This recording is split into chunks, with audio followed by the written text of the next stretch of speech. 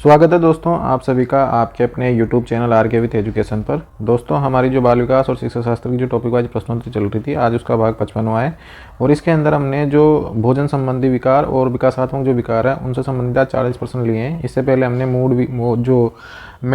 Mood disorder और जो विकासात्मक विकार है उन जो पिछले भागों में उन प्रश्नों पर चर्चा की थी। आज का हमारा ये अंतिम भाग रहने वाला है और इसमें हमने लिए हैं 40%। अगर आप इन प्रश्नों की PDF चाहते हो तो PDF के लिए आपको टेलीग्राम चैनल मिल जाएगा। टेलीग्राम चैनल की आर के विथ एजुकेशन, उसको ज्वाइन जरूर कर लें। और अगर यूट्यूब चैनल पर पहली बार विजिट कर रहे हो तो यूट्यूब चैनल को सब्सक्राइब करके नोटिफिकेशन के लिए बेल का आइकन जरूर प्रेस कर दें। और अगर इन प्रश्नों की जो प्लेलिस्ट है वो मिलेगी आपको रीड साइकोलॉजी के नाम से, तो आप वहाँ से इनको क्रम वाइज भी देख सकते हो। तो देख लेते हैं आज का पहला प्रश्न। तो पहला प्रश्न दे रखा है ADHD में हाइपर एक्टिविटी का अर्थ क्या है। ऑप्शन 1 दे रखा है अति सक्रियता, ऑप्शन 2 दे रखा है ध्यान की कमी, ऑप्शन 3 दे रखा है सामाजिक कौशल में कमी, ऑप्शन 4 दे रखा है संज्ञानात्मक समस्या, ऑप्शन 5 दे रखा है अनुत्तरित प्रश्न। तो ADHD जो जिसमें हाइपर एक्टिविटी का जो अर्थ है वो है अति सक्रियता। क्या है? अति सक्रियता होता है। कल भी मैंने आपको बताया था ADHD का पूरा नाम जो बताया था attention deficit hyper activity disorder. तो इसके अंदर होता क्या है कि एक तो भारी विकार है, मतलब इसका हम पता लगा सकते हैं देख के उसके व्यवहार को। एक इसमें क्या होता है, ध्यान एकाग्र नहीं रहता और इसके अंदर स्थिरता नहीं होती और अत्यधिक सक्रिय इसमें इंसान रहता है। तो ये संबंधी ये कुछ इनकी जो ADHD से संबंधित कुछ लक्षण हैं जिनके बारे में मैंने बताया। इसको हिंदी में बोलते हैं ध्यान दुर्बलता। क्या बोलते हैं इसको? ध्यान दुर्बलता भी इसको बोला जाता है, ध्यान दुर्बलता, या इसको बोला जाता है अति सक्रियता इसको बोला जाता है। नाम इसका मैंने बता दिया था आपको, ADHD का पूरा नाम ADHD यानी कि attention deficit hyper activity disorder. तो सही आंसर इसका हो जाएगा ऑप्शन नंबर A, इसका सही आंसर रहेगा। इसके बाद में अगला जो प्रश्न है हमारा, ऑटिज्म से प्रभावित बच्चों में इकोलालिया का क्या अर्थ है। ऑप्शन 1 दे रखा है वाक्यों को दोहराना, ऑप्शन 2 दे रखा है बोलने में देरी, ऑप्शन 3 दे रखा है सुनने में कठिनाई, ऑप्शन 4 दे रखा है समझने की समस्या, ऑप्शन 5 दे रखा है अनुत्तरित प्रश्न। तो ऑटिज्म से संबंधित मैंने आपको काफ़ी सारी बातें कल का जो प्रश्न था उसके अंदर बता दी थी। और ये कौन सा विकार है, ये कौन सा आंतरिक विकार है, कौन सा विकार है? आंतरिक विकार है और विकासात्मक विकार है जो किसके कारण होता है? न्यूरोट्रांसमीटर में असंतुलन के कारण ये उत्पन्न होता है। और जो सबसे पहले जो इसकी पहचान की गई थी वो की गई थी लियो केनर के द्वारा। किसके द्वारा की गई थी? लियो केनर नामक जो मनोवैज्ञानिक है उनके द्वारा सबसे पहले इसकी पहचान की गई थी। और जो ऑटिज्म डे है वो 2 अप्रैल को मनाया जाता है। और इसके जो ये शब्द दिया है इकोलालिया का जो अर्थ है वो है वाक्यों को दोहराना। क्या है? वाक्यों को दोहराना। तो सही आंसर इसका रहेगा ऑप्शन नंबर A, इसका सही आंसर रहेगा। इसके बाद में अगला जो प्रश्न है हमारा, डिस्प्रेक्सिया का मुख्य लक्षण क्या है। ऑप्शन 1 दे रखा है शारीरिक समन्वय में कठिनाई, ऑप्शन 2 दे रखा है भाषा में कठिनाई, ऑप्शन 3 दे रखा है गणित में कठिनाई, ऑप्शन 4 दे रखा है ध्यान केंद्रित करने में कठिनाई, ऑप्शन 5 दे रखा है अनुत्तरित प्रश्न। तो डिस्प्रेक्सिया का जो मतलब होता है वो होता है, डिस्प्रेक्सिया का मतलब होता है शारीरिक समन्वय में कठिनाई। सही आंसर इसका रहेगा ऑप्शन नंबर A, आंसर इसका क्या रहेगा? सही आंसर रहेगा ऑप्शन नंबर। इसके अंदर होता क्या है कि ये ज्ञानेंद्रियां जो होती है हमारी उनको एकीकरण करने की अक्षमता है, जिसके कारण बच्चा आंख और हाथों में क्या नहीं कर पाता, समन्वय स्थापित नहीं कर पाता। यानी कि कौन सा काम उसको पहले करना है और कौन सा काम बाद में करना है, आंख और उसके हाथों के बीच में समन्वय स्थापित नहीं कर पाता है। और ये समस्या जो देखने को मिलती है एक तो लेखन कार्य में और चित्रांकन संबंधी समस्या इसको माना जाता है। तो इसका जो सही आंसर रहेगा वो रहेगा शारीरिक समन्वय में कठिनाई। इसके बाद में अगला जो प्रश्न हमारा, किस विकासात्मक विकार में रूटीन का अत्यधिक पालन देखा जाता है। ऑप्शन 1 दे रखा है ऑटिज्म, ऑप्शन 2 दे रखा है ADHD, ऑप्शन 3 दे रखा है डिस्लेक्सिया, ऑप्शन 4 दे रखा है डिस्फासिया, ऑप्शन 5 दे रखा है अनुत्तरित प्रश्न। तो डिस्लेक्सिया मैंने बता दिया था आपको, पढ़ने से संबंधित ये विकार होता है, डिस्फासिया बोलने से संबंधित होता है और डिस्ग्राफिया लिखने से संबंधित होता है। और ऑटिज्म में सबसे अधिक किसका ध्यान रखा जाता है? रूटीन का ध्यान रखा जाता है। तो सही आंसर हो जाएगा इसका ऑप्शन नंबर A, इसका क्या रहेगा? सही आंसर रहेगा। इसके बाद में अगला जो प्रश्न है हमारा, डिस्लेक्सिया की पहचान करने का सबसे अच्छा तरीका क्या है। ऑप्शन 1 दे रखा है IQ टेस्ट, ऑप्शन 2 दे रखा है पढ़ने की जांच, ऑप्शन 3 दे रखा है ध्यान केंद्रित करने की जांच, ऑप्शन 4 दे रखा है शारीरिक परीक्षण, ऑप्शन 5 दे रखा है अनुत्तरित प्रश्न। तो अगर किसी बच्चे के डिस्लेक्सिया है तो हम उसको सबसे जो अच्छा तरीका रहेगा उसकी पहचान करने का वो रहेगा, उसको किताब पढ़वा के देख लो आप। तो अगर वो किताब को अच्छी तरह से पढ़ देता है तो उसका जो डिस्लेक्सिया है उससे वो ग्रसित नहीं है। और किताब में अगर जैसे ये सा लिखा हुआ है, अगर इसको WAS पढ़ता है तो ये समझ लो आप उसमें क्या है, डिस्लेक्सिया के लक्षण आपको देखने को मिल सकते हैं। तो सही आंसर इसका रहेगा ऑप्शन नंबर B। या इसके अलावा और भी कुछ लक्षण है, जैसे बच्चा किताब पढ़ते पढ़ते एक लाइन को पूरा ही छोड़ देता है, या अक्षरों को उल्टा पढ़ता है, दाएं भाग को बायां लिखता है, बाएं भाग को दायां लिखता है। तो ये जो देखने को मिलता है, ये सब डिस्लेक्सिया में देखने को मिलता है। तो बी आंसर इसका सही आंसर हो जाएगा। इसके बाद में अगला जो प्रश्न हमारा, ADHD का निदान आमतौर पर किस आयु में होता है? ऑप्शन 1 दे रखा है 1 से 2 वर्ष, ऑप्शन 2 दे रखा है 4 से 7 वर्ष, ऑप्शन 3 दे रखा है 10 से 12 वर्ष, ऑप्शन 4 दे रखा है किशोरावस्था, ऑप्शन 5 दे रखा है अनुत्तरित पर्सन। तो ADHD जो बीमारी होती है, एक तो ये बचपन में होने वाली बीमारी है, और इसका जो निदान है वो आमतौर पर 4 से 7 वर्ष की आयु में हो जाता है। अगर हो गया तो अति सक्रियता ध्यान विकार जो होता है, इसका जो इलाज है या निदान है 4 से 7 वर्ष की अवस्था में संभव होता है।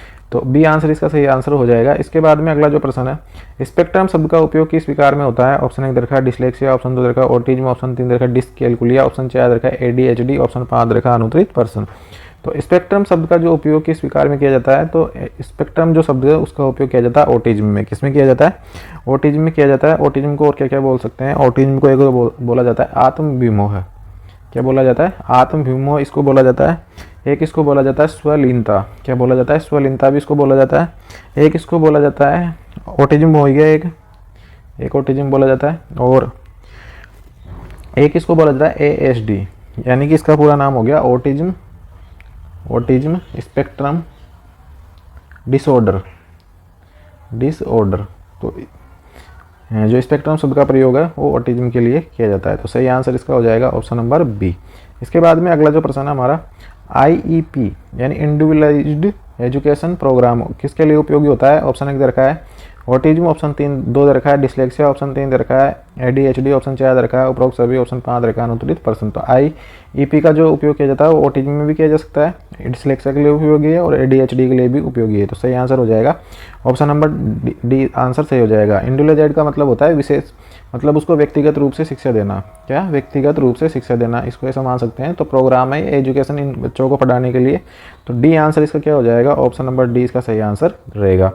इसके बाद में अगला जो प्रश्न हमारा प्रश्न नंबर 9 है, डिस्लेक्सिया से प्रभावित बच्चे मुख्य रूप से किस में कठिनाई अनुभव करते हैं? ऑप्शन 1 दे रखा है यादाश्त में, ऑप्शन 2 दे रखा है पढ़ने और शब्द पहचानने में, ऑप्शन 3 दे रखा है शारीरिक गतिविधियों में, ऑप्शन 4 दे रखा है ध्यान केंद्रित करने में, ऑप्शन 5 दे रखा है अनुत्तरित पर्सन। तो ध्यान केंद्रित करने में तो ADHD जो ग्रसित बालक है वो, और शारीरिक गतिविधियों में जो डिस्प्रेक्सिया है क्योंकि उनकी आंखों और हाथों में समन्वय नहीं हो पाता है, और यादाश्त का नहीं है। और पढ़ने और संबंधी डिस्लेक्सिया से प्रभावित बच्चे मुख्य रूप से किस में कठिनाई अनुभव करते हैं? पढ़ने और शब्द पहचानने में वो अनुभव करते हैं। जैसे वो बी को लिखेंगे तो बी को ऐसे लिख देंगे, या ए को सी को ऐसे लिख देंगे, या डी को अगर ऐसे बनाते तो वो ऐसे बना देंगे, सा को वो वाज पढ़ेंगे। तो ये जो पढ़ने और शब्द पहचानने वाली जो दिक्कतें होती है वो किस में होती है? डिस्लेक्सिया में होती है। बी आंसर इसका सही आंसर रहेगा। इससे संबंधित आप एक मूवी है तारे जमी पे करके, तो आप उसको भी देख सकते हो। उस बच्चे में यही समस्या रहती है कि वो डिस्लेक्सिया से वो ग्रसित होता है।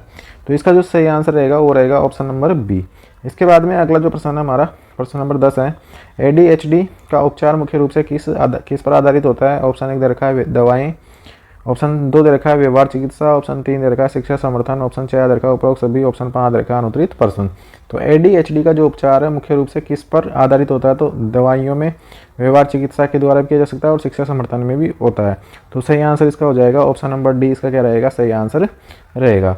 इसके बाद में अगला जो प्रश्न हमारा प्रश्न नंबर 11 है, ऑटिज्म से प्रभावित बच्चों में कौन सा लक्षण सामान्य रूप से पाया जाता है? ऑप्शन 1 दे रखा है दोहराव वाले व्यवहार, ऑप्शन 2 दे रखा है सुनने में समस्या, ऑप्शन 3 दे रखा है सामान्य भाषा विकास, ऑप्शन 4 दे रखा है अत्यधिक सामाजिकता, ऑप्शन 5 दे रखा है अनुत्तरित पर्सन। तो ऑटिज्म से जो प्रभावित बच्चे होते हैं उनमें कौन से लक्षण सामान्य देखा जाता है? दोहराव वाले व्यवहार। दोहराव वाला व्यवहार वो बार बार में करेगा। तो इसका जो सही आंसर हो जाएगा ऑप्शन नंबर ए इसका सही आंसर रहेगा। इसके अलावा कौन कौन से उसके अंदर जो कमियां हैं लक्षण है जो मैं आपको बताता हूँ। तो इसके अंदर एक तो होता है कि बालक में जो संप्रेषण यानी एक दूसरे से बातचीत करने का जो संप्रेषण करने की जो कमी देखने को मिलती है। बोलते समय बालक हकलाएगा। बोलते समय क्या होगा? बोलते समय बालक हकलाता है। हकलाना, बालक का हकलाना। इसके अलावा बोल न पाना, बोल न पाना। इसके अलावा समाज के प्रति उदासीन, समाज के प्रति उदासीन, और अपने ही आप में डूबा रहना, अपने आप में डूबा रहना। ये हो गया आत्मविमोह। अपने आप में डूबा रहना का मतलब होता है आत्मविमोह, डूबा रहना। आत्मविमोह भी इसको बोला जाता है, आत्मविमोह है। इसके अलावा एक दूसरे से नज़र नहीं मिला पाना, नज़र नहीं मिला पाना, नज़र नहीं मिला पाना। किसी भी खिलौने को सूंघना, खिलौनों को सूंघना या उनको चाटने की कोशिश करना, खिलौनों को सूंघना या चाटने की कोशिश करना। तो ये जो सारे लक्षण हैं ये ऑटिज्म जैसे प्रभावित जो बच्चे होते हैं उनके अंदर देखने को मिलते हैं। और ये जो ऑटिज्म, एक तो ऑटिज्म जो है इसकी खोज जो की है वो की है लियो केनर ने। सबसे पहले जो इसका पता लगाया कि भाई ऑटिज्म नामक कोई बीमारी होती है, और होती क्यों ये होती है न्यूरोट्रांसमीटर, जो हमारा नर्वस सिस्टम होता है, तंत्रिका तंत्र, उससे संबंधित कोई अगर असंतुलन है उसके अंदर, तो उसके द्वारा ये बीमारी हो जाती है। तो इसका सही आंसर हो जाएगा ऑप्शन नंबर ए, इसका सही आंसर रहेगा। इसके बाद में अगला जो प्रश्न हमारा प्रश्न नंबर 12 है, डिस्प्रेक्सिया से पीड़ित बच्चे आमतौर पर किसमें कठिनाई अनुभव करते हैं? ऑप्शन 1 दे रखा मोटर कौशल, ऑप्शन 2 दे रखा सुनने में, ऑप्शन 3 दे रखा बोलने में, ऑप्शन जो 4 दे रखा है वो दे रखा है भाषा समझने में, ऑप्शन 5 दे रखा है अनुत्तरित प्रश्न। तो डिस्प्रेक्सिया का मतलब हो गया प्रेक्सिया से आप ऐसे रख सकते हो पेंटिंग। और ये जो समस्या है ज़्यादातर जो है लिखने और चित्रांकन से संबंधित है, लिखने और चित्रांकन से संबंधित ही समस्या होती है। इसके अंदर होता क्या है कि बालक अपने आँखों और हाथों में समन्वय स्थापित नहीं कर पाता है, और ये जो सारी चीज़ें होती है ये सेंसरी मोटर चीज़ें होती है। तो इसमें सही आंसर रहेगा मोटर कौशल का। तो ए आंसर इसका क्या रहेगा? सही आंसर हो जाएगा। इसके बाद में अगला जो प्रश्न है हमारा, डिस्लेक्सिया में सबसे प्रभावी शिक्षण विधि कौन सी है? ऑप्शन 1 दे रखा मल्टी सेंसरी अप्रोच, ऑप्शन 2 दे रखा व्याख्यान पद्धति, ऑप्शन 3 दे रखा समूह शिक्षण, ऑप्शन 4 दे रखा है आत्मनिर्भर शिक्षण, ऑप्शन 5 दे रखा है अनुत्तरित प्रश्न। तो डिस्लेक्सिया में सबसे जो प्रभावी शिक्षण विधि है मल्टी सेंसरी अप्रोच। तो सही आंसर इसका हो जाएगा ऑप्शन नंबर ए, इसका सही आंसर रहेगा। इसके बाद में अगला जो प्रश्न है हमारा, ADHD से पीड़ित बच्चों को कौन सा वातावरण अधिक मददगार होता है? ऑप्शन 1 दे रखा है अत्यधिक संरचित, ऑप्शन 2 दे रखा है बहुत लचीला, ऑप्शन 3 दे रखा है अनुशासनहीन, ऑप्शन 4 दे रखा है उपरोक्त सभी, ऑप्शन 5 दे रखा है अनुत्तरित प्रश्न। तो ADHD से पीड़ित बच्चों को कौन सा वातावरण सबसे अधिक मददगार रहेगा? तो वो रहेगा अत्यधिक संरचित। क्योंकि जो बालक ADHD में क्या होता है, बालक अत्यधिक सक्रिय होता है, और उसके अगर एक ऐसा रचनात्मक अगर उसको क्या नाम से वातावरण मिल जाता है तो उसके लिए क्या रहेगा, उसकी एजुकेशन के लिए या उससे पीड़ित बच्चों के लिए सबसे अधिक अच्छा रहेगा, मददगार रहेगा। तो ए आंसर इसका क्या हो जाएगा? सही आंसर रहेगा। इसके बाद में अगला जो प्रश्न हमारा प्रश्न नंबर 15 है, ADHD से जुड़े इम्पल्सिविटी का क्या मतलब है? ऑप्शन 1 दे रखा है अचानक निर्णय लेना, ऑप्शन 2 दे रखा है ध्यान केंद्रित करने की कमी, ऑप्शन 3 दे रखा है अत्यधिक ऊर्जा का होना, ऑप्शन 4 दे रखा है निरंतर शांत रहना, ऑप्शन 5 दे रखा है अनुत्तरित प्रश्न। तो ADHD से जुड़े हुए इम्पल्सिविटी का मतलब है अचानक निर्णय लेना। तो सही आंसर इसका रहेगा ऑप्शन नंबर ए, इसका सही आंसर रहेगा। ये जो फैक्चुअल क्वेश्चन है इसको आपको सीधे याद रखना पड़ेगा, इसमें समझाने जैसी कुछ बात है नहीं। तो ADHD से जुड़े इम्पल्सिविटी का मतलब है अचानक निर्णय ले लेना। तो ए आंसर इसका सही हो जाएगा। इसके बाद में अगला जो प्रश्न हमारा प्रश्न नंबर 16 है, डिस्प्रेक्सिया में बच्चों को किस प्रकार की कठिनाई होती है? ऑप्शन 1 दे रखा हाथ और आंख में समन्वय, ऑप्शन 2 दे रखा मोटर कौशल, ऑप्शन 3 दे रखा दैनिक कार्यों करने में, ऑप्शन 4 दे रखा उपरोक्त सभी, ऑप्शन 5 दे रखा अनुत्तरित प्रश्न। तो डिस्प्रेक्सिया में जो कमी होती है वो हाथ और आंखों में समन्वय में कमी होती है, ये मोटर कौशल में आ जाएगा सारा है, और दैनिक कार्यों करने में भी कमी होती है। तो सही आंसर इसका हो जाएगा ऑप्शन नंबर डी, इसका क्या होगा? सही आंसर रहेगा ऑप्शन नंबर डी, इसका सही आंसर हो जाएगा। डिस्प्रेक्सिया में बच्चों को किस प्रकार की कठिनाई होती है? तो हाथ और आंखों में समन्वय में तो कमी होती है, मोटर कौशल में कमी देखने को मिलती है, यानी कि हमारे पैरों वगैरह में भी इनकी कमी होता है। इसके बाद में दैनिक कार्यों करने में, तो ये भी हो जाएगा इसका आंसर, डी आंसर इसका सही रहेगा। इसके बाद में अगला प्रश्न हमारा अब ये जो प्रश्न आपके देखने को मिलेंगे आगे वाले, ये आएंगे भोजन संबंधी प्रश्न। भोजन संबंधी जो मनोविकार होते हैं इसमें हम एनोरेक्सिया नर्वसा, बुलिमिया नर्वसा, और इसके अलावा बीजिंग ईटिंग डिसऑर्डर, इन 3-4 जो भोजन संबंधी विकार है उनसे संबंधित आगे जो प्रश्न है हमने 14-15 प्रश्न हो रहा है, तो उसके अंदर हम इन्हीं जो रोग मनोविकार है उन पर चर्चा करेंगे। तो भोजन संबंधी मनोविकारों का सबसे सामान्य कारण क्या है? ऑप्शन 1 दे रखा है आनुवांशिक कारक, ऑप्शन 2 दे रखा है सामाजिक कारक, ऑप्शन 3 दे रखा है मानसिक तनाव, ऑप्शन 4 दे रखा है उपरोक्त सभी, ऑप्शन 5 दे रखा है अनुत्तरित प्रश्न। तो भोजन संबंधी मनोविकार में आनुवांशिक कारक भी हो सकता है, सामाजिक दबाव भी हो सकता है, और मानसिक तनाव भी हो सकता है। तो सही आंसर इसका हो जाएगा ऑप्शन नंबर डी, इसका क्या हो जाएगा? सही आंसर रहेगा। इसके बाद में अगला जो प्रश्न हमारा प्रश्न नंबर 18 है, एनोरेक्सिया नर्वोसा में मुख्य समस्या क्या होती है? ऑप्शन 1 दे रखा है वजन बढ़ना, ऑप्शन 1 दे रखा है भूख बढ़ना, ऑप्शन 2 दे रखा है वजन बढ़ने का डर, ऑप्शन 3 दे रखा है बहुत अधिक खाना, ऑप्शन 4 दे रखा है अधिक पानी पीना, ऑप्शन 5 दे रखा है अनुत्तरित प्रश्न। तो सबसे पहले जो ये प्रश्न पूछा गया था रीट 2018 की एग्जाम में ये प्रश्न पूछा गया था, और उसी के बाद में कोचिंग के अंदर इन प्रश्नों को पढ़ाना स्टार्ट किया गया था, मनोविकारों से संबंधित जो प्रश्न है। तो एनोरेक्सिया जो एनोरेक्सिया जो शब्द है इसका जो ये एक तो क्या है, ग्रीक भाषा का शब्द है। कौन सी भाषा का शब्द है? ग्रीक भाषा का शब्द है। और इसका जो अर्थ होता है, ग्रीक भाषा का शब्द है, इसका अर्थ है कि भोजन करने की इच्छा का अभाव होना, भोजन करने की इच्छा का अभाव होना। इसमें जो व्यक्ति है उसको ऐसा लगता है कि अगर हम ज़्यादा खाना खाएंगे तो हमारा क्या होगा, वजन बढ़ जाएगा। और आमतौर पर ये जो मनोविकार, आमतौर पर ये सामान्यतः ऐसे मान सकते हैं इसको कि ये लड़कियों में ज़्यादा देखने को मिलता है, लड़कियों में ज़्यादा देखने को मिलता है। और वो क्या करती है, अपना खाना खाना कम कर देती है। किशोर अवस्था के लिए ये ज़्यादातर जो है लड़कियों में पाया जाता है। तो इसका जो सही आंसर रहेगा, वजन बढ़ने का अत्यधिक डर, इसका सही आंसर हो जाएगा। ऑप्शन नंबर बी इसका सही आंसर रहेगा।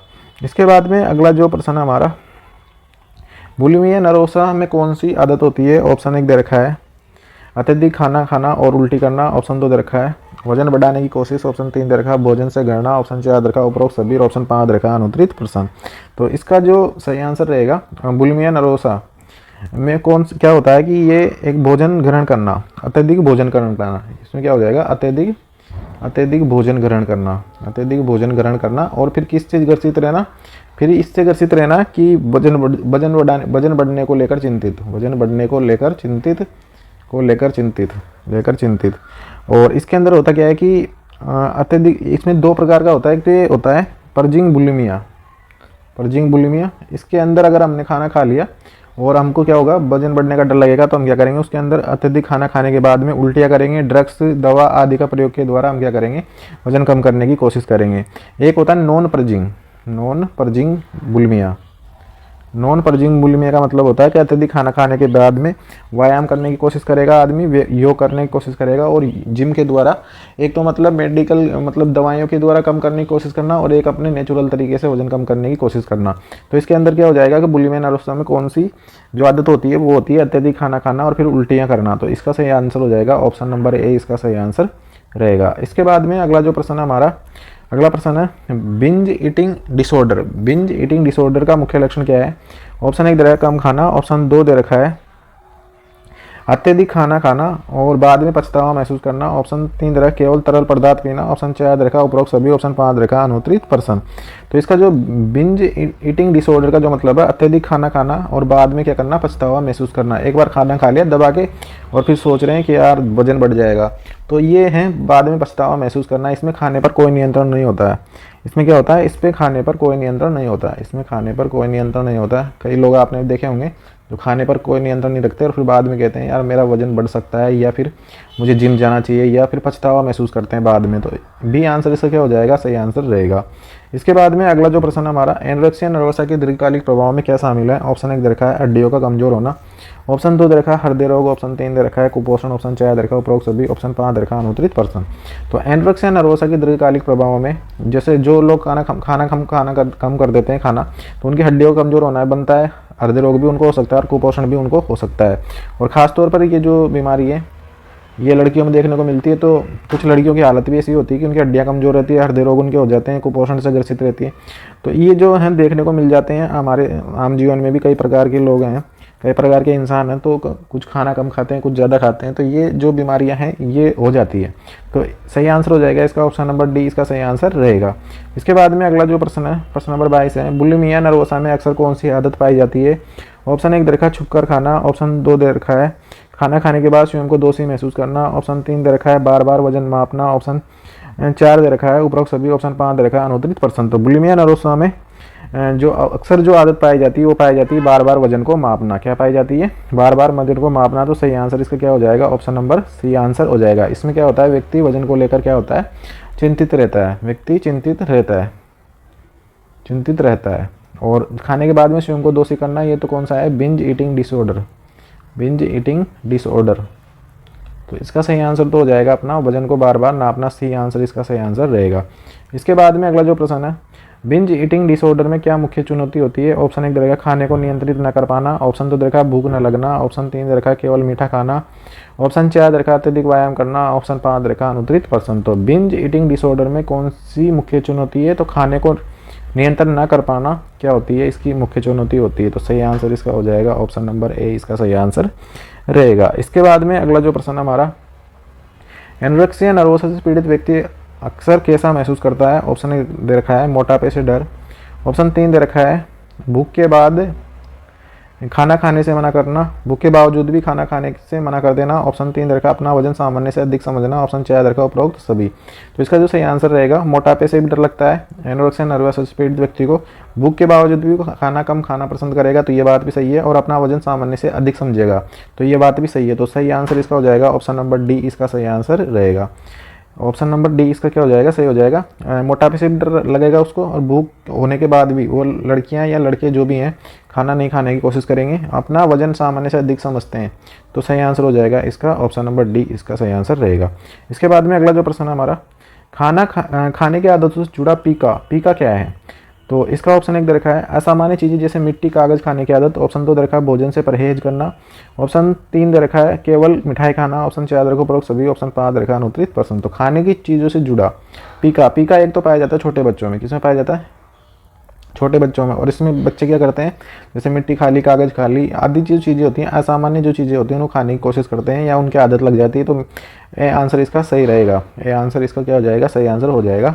इसके बाद में अगला जो प्रश्न है हमारा, प्रश्न नंबर 26 है, रूमिनेशन डिसऑर्डर। रूमिनेशन डिसऑर्डर में क्या होता है। ऑप्शन 1 दे रखा है बार बार भोजन को उगलना। ऑप्शन 2 दे रखा है बहुत तेजी से खाना। ऑप्शन 3 दे रखा है खाने के बाद भूख लगना। ऑप्शन 4 दे रखा है भोजन से डरना। ऑप्शन 5 दे रखा है अनुत्तरित प्रश्न। ये भी किस में पाया जाता है, छोटे बच्चों में पाया जाता है। इसमें होता क्या है कि कुछ बच्चे आपने देखा होगा, कुछ बच्चों को खाना खिलाने के बाद में वो बार बार में से भोजन को क्या करते हैं, उगल देते हैं। तो इसका सही आंसर हो जाएगा बार बार भोजन को उगलना। रूमिनेंट जो है, ये जो शब्द है एक साइंस का ही शब्द है, और ये जो जुगाली वगैरह करते हैं जानवर, उनके लिए किया जाता है। रूमिनेंट जानवर उनको बोला जाता है, तो वहाँ से ये शब्द है कि बार बार भोजन को उगलना। तो ए आंसर इसका सही आंसर रहेगा। इसके बाद में अगला जो प्रश्न है हमारा, प्रश्न नंबर 27 है, बुलिमिया नरोसा और बिंज ईटिंग डिसऑर्डर में मुख्य अंतर क्या है। ऑप्शन 1 दे रखा है बिंज ईटिंग में उल्टी नहीं होती, बिल्कुल सही बात है। बुलिमिया नरोसा में वजन घटाने की कोशिश रहती है, बिल्कुल ये बात भी सही है। बिंज ईटिंग में पछतावा अधिक होता है, ये बात भी सही है। तो सही आंसर इसका हो जाएगा ऑप्शन नंबर डी, इसका क्या रहेगा, सही आंसर रहेगा। इसके बाद में अगला जो प्रश्न है हमारा, प्रश्न नंबर 28 है हमारा, पीका से जुड़ी समस्या किस आयु वर्ग में सामान्य है। ऑप्शन 1 दे रखा है छोटे बच्चे। ऑप्शन 2 दे रखा है वयस्क। ऑप्शन 3 दे रखा है किशोर। ऑप्शन 4 दे रखा है सभी आयु वर्ग। ऑप्शन 5 दे रखा है अनुत्तरित प्रश्न। तो पीका से जुड़ी जो समस्या है किस आयु वर्ग में सामान्य है, तो छोटे बच्चों में यह सामान्य होती है। तो ए आंसर इसका क्या रहेगा, सही आंसर रहेगा।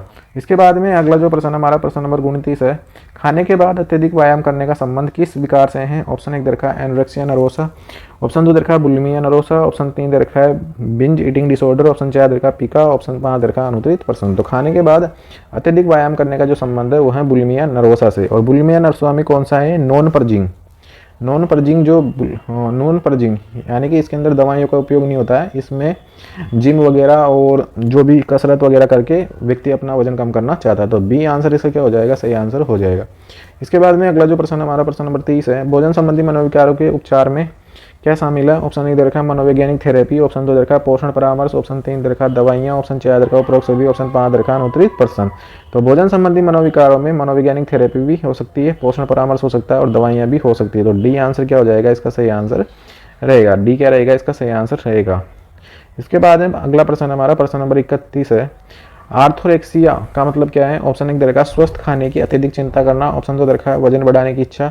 ऑप्शन 3 दे रखा है मीठे खाने का लालच। ऑप्शन 4 दे रखा है सामान्य से अधिक खाना। ऑप्शन 5 दे रखा है अनुत्तरित प्रश्न। तो आर्थोरेक्सिया का मतलब होता है स्वस्थ खाने की अत्यधिक चिंता करना। जैसे को कई लोग होते हैं ना, जो मैं तो ये इतना कैलोरी का खाना नहीं खाता, मैं तेल नहीं खाता, मैं घी नहीं खाता, वो हमेशा क्या लगा रहता है उनके मन में, स्वस्थ खाना खाने की चिंता उनको लगी रहती है। तो ए आंसर इसका क्या हो जाएगा, सही आंसर रहेगा। ए आंसर क्या रहेगा, सही आंसर इसका रहेगा। इसके बाद में अगला जो प्रश्न है, प्रश्न नंबर 32 है, एनोरेक्सिया नर्वोसा का इलाज किस पर केंद्रित होता है। ऑप्शन 1 दे रखा है वजन बढ़ाने पर। ऑप्शन 2 दे रखा है मानसिक स्वास्थ्य सुधारने पर। ऑप्शन 3 दे रखा है स्वस्थ खाने की आदतों पर। ऑप्शन 4 दे रखा है उपरोक्त सभी। तो एनोरेक्सिया नर्वोसा का जो इलाज है किस पर केंद्रित होता है, वजन बढ़ाने पर भी होता है, और मानसिक स्वास्थ्य सुधारने पर होता है, और स्वस्थ खाने की आदतों पर होता है। तो डी आंसर इसका क्या हो जाएगा, ऑप्शन नंबर डी इसका क्या रहेगा, सही आंसर रहेगा। इसके बाद में अगला जो प्रश्न है, प्रश्न नंबर 33 है, बुलिमिया नर्वोसा का दीर्घकालिक प्रभाव क्या हो सकता है। ऑप्शन 1 दे रखा है दांतों की समस्या। ऑप्शन 2 दे रखा है आंतरिक अंगों का नुकसान। ऑप्शन 3 दे रखा है हार्मोनल असंतुलन। ऑप्शन 4 दे रखा है उपरोक्त सभी। ऑप्शन 5 दे रखा है अनुत्तरित प्रश्न। तो बुलिमिया नर्वोसा का मतलब होता है अत्यधिक भोजन ग्रहण करना। तो इसके अंदर दांतों की समस्या भी हो सकती है, आंतरिक अंगों को नुकसान हो सकता है, और हार्मोनल असंतुलन भी होता है। तो सही आंसर हो जाएगा इसका, डी आंसर क्या रहेगा, सही आंसर रहेगा। इसके बाद में अगला जो प्रश्न हमारा, प्रश्न नंबर 34 है, पिका का मुख्य कारण क्या है? ऑप्शन 1 देखा पोषण की कमी, ऑप्शन 2 देखा मानसिक विकार, ऑप्शन 3 देखा आदत, ऑप्शन 4 देखा उपरोक्त सभी, ऑप्शन 5 देखा अनुत्तरित प्रश्न। तो पिका जो पाया जाता है एक तो छोटे बच्चों में होता है, और पिका होता क्या है कि छोटे बच्चे क्या होता है कई असामान्य चीज़ों को अपने मुंह में डाल लेते हैं और उनको खाने की कोशिश करते हैं। जैसे कोई बच्चा मिट्टी खाने लग जाता है, या फिर कोई कागज़ फाड़ के खा रहा है, कोई कुछ कर रहा है। तो ऐसी प्रकार की जो बीमारियाँ हैं ये किसके कारण होती है? एक तो पोषण की कमी कारण हो सकता है, और मानसिक विकार भी हो सकता है, और कई बच्चों की आदत भी होती है। तो इसका जो सही आंसर रहेगा वो रहेगा डी आंसर क्या रहेगा? इसका सही आंसर रहेगा। इसके बाद में अगला जो प्रश्न है हमारा, खाने का विकार बिंज ईटिंग डिसऑर्डर किस आयु वर्ग में सामान्य है? ऑप्शन 1 दे रखा है किशोर, ऑप्शन 2 दे रखा है वयस्क, ऑप्शन 3 दे रखा है वृद्ध, ऑप्शन 4 दे रखा है सभी आयु वर्ग, ऑप्शन 5 दे रखा है अनुत्तरित प्रश्न। तो खाने का जो विकार है बिंज ईटिंग डिसऑर्डर ये किसी भी वर्ग में हो सकता है। तो इसका सही आंसर रहेगा ऑप्शन नंबर डी, इसका सही आंसर रहेगा। इसका मतलब क्या है कि इसमें क्या होता है व्यक्ति को खाने पर उसका नियंत्रण नहीं होता और बाद में क्या होता है उसको पछतावा होता है। तो डी आंसर इसका सही आंसर रहेगा। इसके बाद में अगला जो प्रश्न है प्रश्न नंबर 36 है, भोजन संबंधी मनोविकारों का प्रमुख सामाजिक कारण क्या है? ऑप्शन 1 दे रखा है पतले शरीर का सामाजिक आदर्श मानना, ऑप्शन 2 दे रखा है मीडिया का प्रभाव, ऑप्शन 2 दे रखा है सामाजिक दबाव, ऑप्शन 4 दे रखा है उपरोक्त सभी, ऑप्शन 5 दे रखा है अनुत्तरित प्रश्न। तो भोजन संबंधी जो मनोविकारों का प्रमुख सामाजिक जो कारण है, एक तो पतले शरीर को क्या माना जाता है? आकर्षक माना जाता है, सामाजिक आदर्श माना जाता है, उसको मीडिया का जो प्रभाव आपको देखने को मिलता है, सामाजिक दबाव होता ही है, और सही आंसर इसका हो जाएगा फिर ऑप्शन नंबर डी, इसका सही आंसर रहेगा। इसके बाद में अगला जो प्रश्न है हमारा प्रश्न नंबर 37 है, food avoidance disorder, food avoidance disorder में क्या होता है? ऑप्शन 1 दे रखा है भोजन से डर, ऑप्शन 2 दे रखा है केवल कुछ चीज़ें खाने की आदत, ऑप्शन 3 दे रखा है अत्यधिक पानी पीना, ऑप्शन 4 दे रखा है बार बार खाना उगलना, ऑप्शन 5 दे रखा है अनुत्तरित प्रश्न। तो इसका जो सही आंसर रहेगा फूड अवॉइडेंस का मतलब हो जाएगा भोजन से व्यक्ति को क्या लगने लग जाएगा? डर लगने लग जाएगा। तो सही आंसर हो जाएगा फूड अवॉइडेंस डिसऑर्डर में भोजन से डर लगता है।